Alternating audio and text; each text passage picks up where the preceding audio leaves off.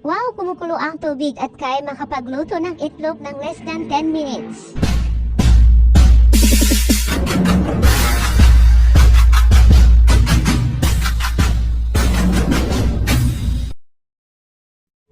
Hello everyone!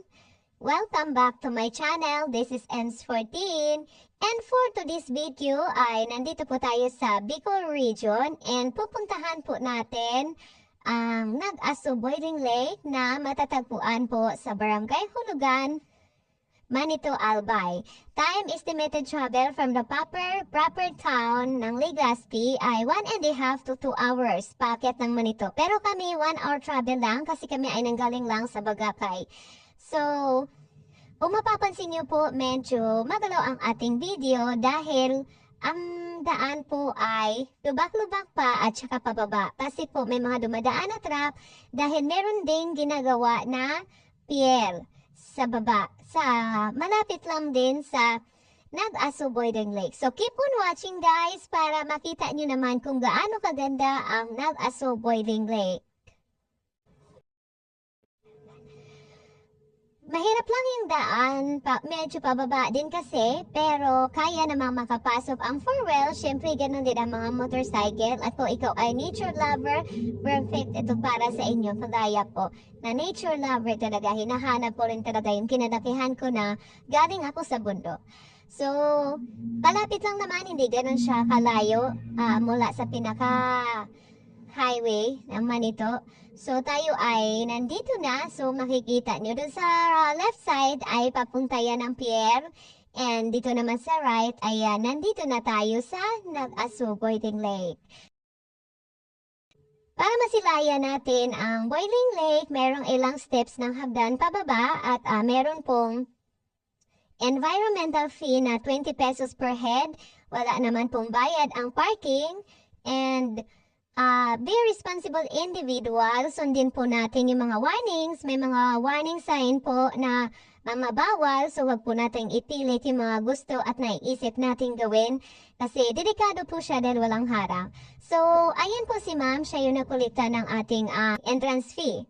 So, medyo delikado kaya mag-ingat po tayo at I recommend sa inyo na maaga pumunta dito para kunti pa lang yung tao at talaga ma-enjoy niyo kung gaano kaganda yung Boiling Lake. So, kami medyo maaga kami kaya kami pa lang. So, meron kaming nasundan na parang nag-iisa lang siya. So, makita nyo kami pa lang dyan.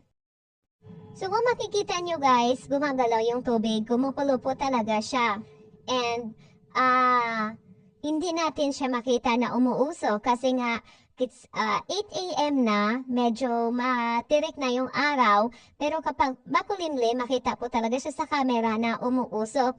Pero ako nakikita ko siya doon sa may mga banda sa ilalim ng puno na umuusok talaga siya. Hindi nga lang siya talaga mahalata sa ating camera.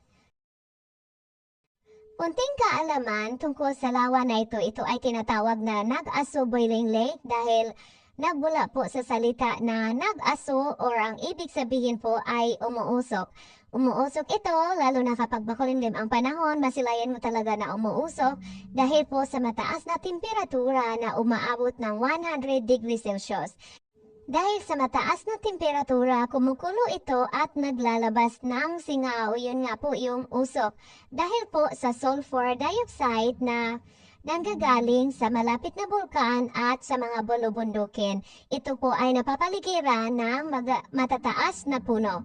At ito ay tinatayang may lawak na 3 hektarya.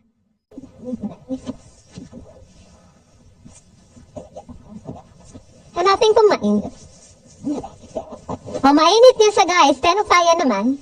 Pero hindi pwedeng matagal ilublob yung kamay kasi mainit talaga. So, sayang nga lang at wala kaming dalang itlog. Pero nakakaluto daw talaga ng itlog. So, ayun po, sa bantay dito ay kaya daw po talaga maglaga ng itlog dito ng less than 10 minutes. Mainit talaga siya. Malalaki kaya. Dahan-dahan ka nang kumakaasa ka sa TV. So, yun yung view. Yan, napakaganda.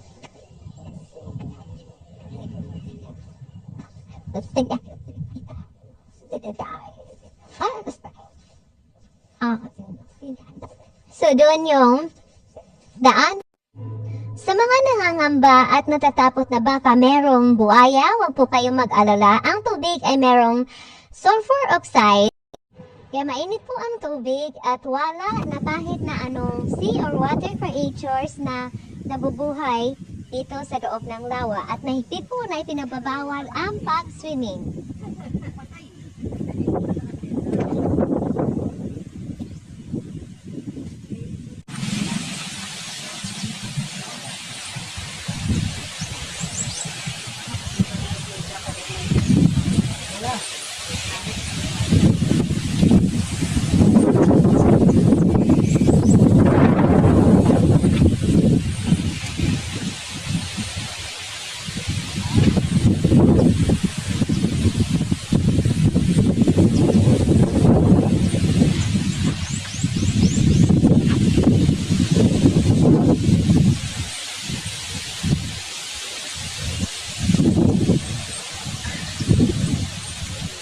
Guys, and ito lang po siya. Mga lang steps lang. Ayan na po yung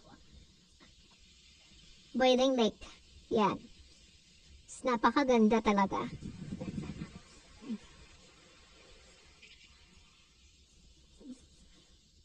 So, ayan yung Asada. So, that's it in this video, guys. Thank you so much for watching. Please huwag kalimutan mag-like and share. And see you sa part 2. Pupuntahan natin ang Manitou Pier na malapit lang din dito.